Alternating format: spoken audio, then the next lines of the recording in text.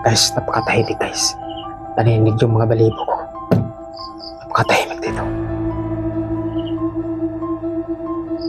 Nandito po ako ngayon sa loob ng kubo. Kung kayo ba ay magpaparamdam ngayong gabi na to, alam ko po at nandito po kayo ngayon sa paligid lang. At pwede ba kayo magpaparamdam? Magpagalog po kayo kahit anong bagay. Kahit anong bagay po.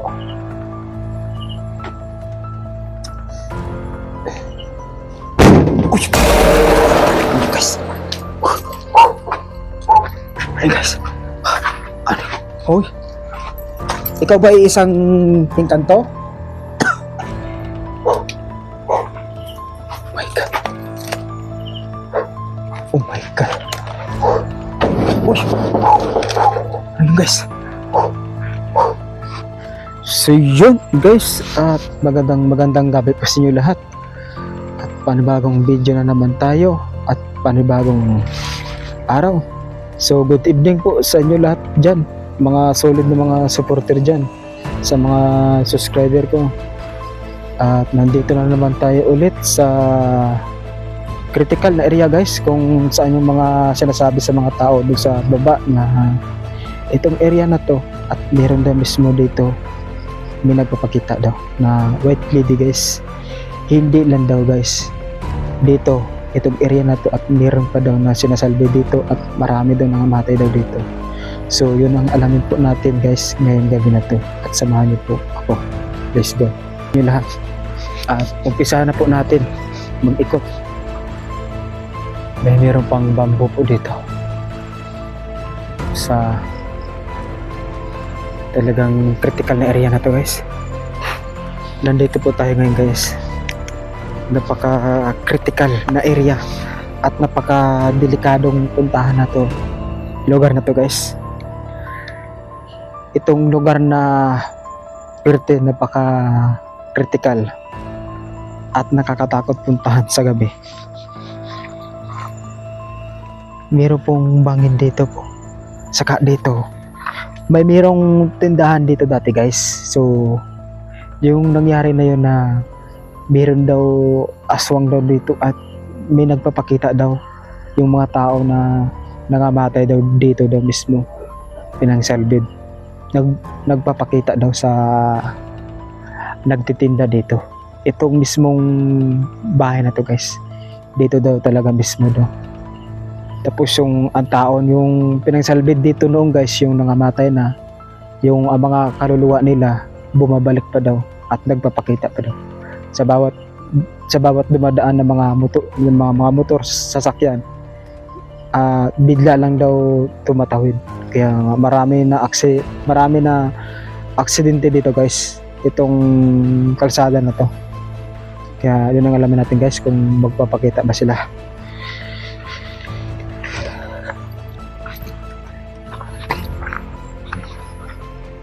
Ito guys, at yan po, tindahan po yan dati. So ito, kalsada hanggang sa itaas.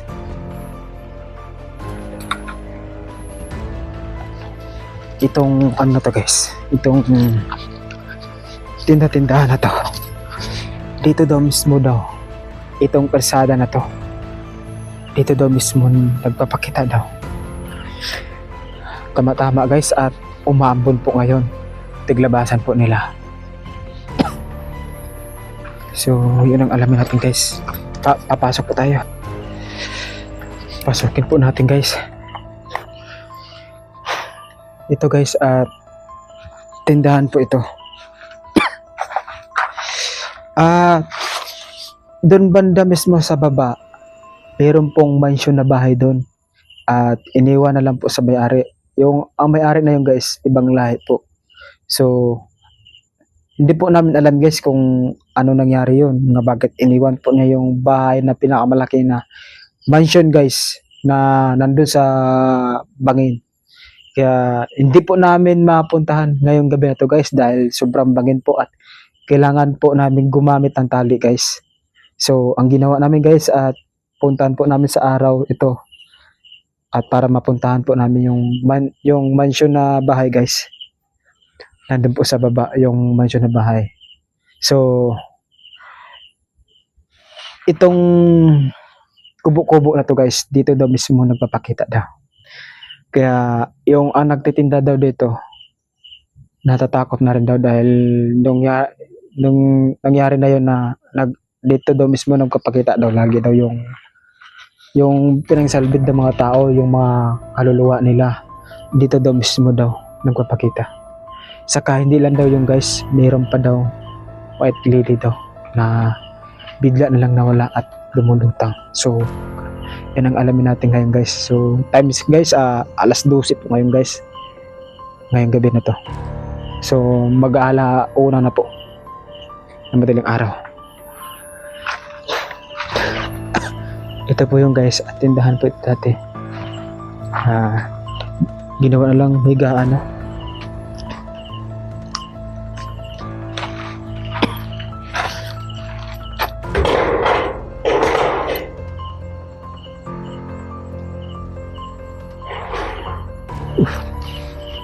Parang mina.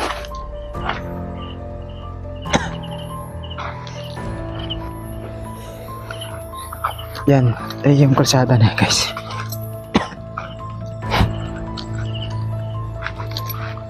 Meron ba dito? Kung meron po, may nagpapakita dito at pwede ba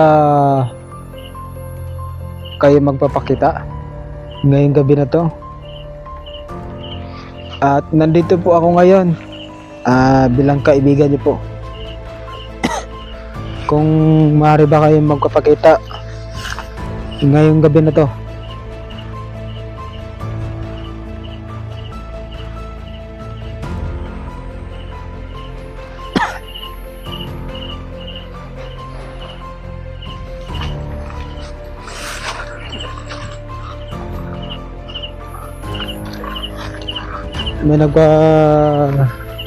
May nagpapakita ba dito? At meron bang ano dito, elemento or kaluluhang ligaw na hindi nananahimik?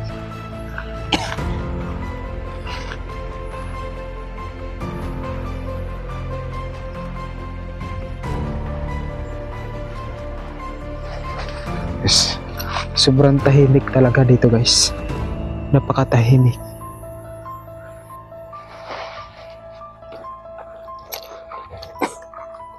Ito po yung bahay na to, yung tinitindahan. Umalis na po yung ang tumitinda dito dahil yung nabalitaan yan at mismong nakita ya talaga na may mayroong kusang dumadaan daw dito sa kalsada na to at bigla nagpapakita at bigla na lang nawala daw, parang bula itong kalsada na to guys. Nasa harap lang po siya. Isipin nyo guys, nandito po tayo ngayon sa tuktok ng bundok guys, at minsan na po may dumadaan dito na motor. Ito mismo pasada na to guys, ito na mismo kapakita hanggang sa itaas. Kaya napaka-critical na area itong lugar na to at napaka-creepy. Balikan po natin yung bahay guys, pangmasdan natin kung nandito pa sila. Patayin ko lang kung ilaw guys, pangmasdan natin. Pangmasdan natin guys kung nandito pa sila. O ba dito? Pwede ba kayo magpapakita kung nandito man kayo ngayon? Pangmasdan po natin guys. Please, kung nandito ba kayo ngayon at pwede ka ba magpaparamdam sa akin kahit anong bagay at pagalawin niyo po. At nandito po ako ngayon bilang kaibigan niyo po.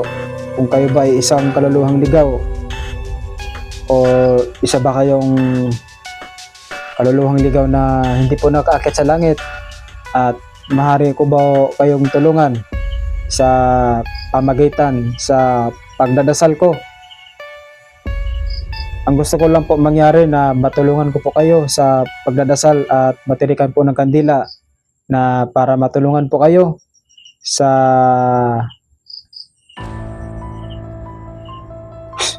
parang may narinig ako guys. Pwede ka ba magpagalaw kahit anong bagay? Guys, napakatahimik guys.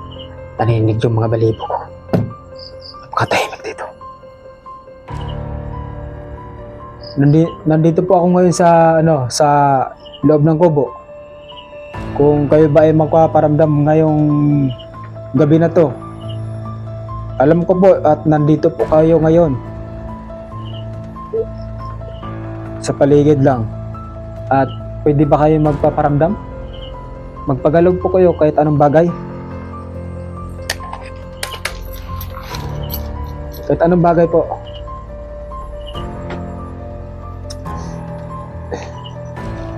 Uy, wait ka. Hey guys. Ano? Hoy. Ikaw ba ay isang hingkanto? Oh my God. Oh my God. Uy. Ano guys? Ano tayo? Pati kong ilaw guys. Pati kong ilaw.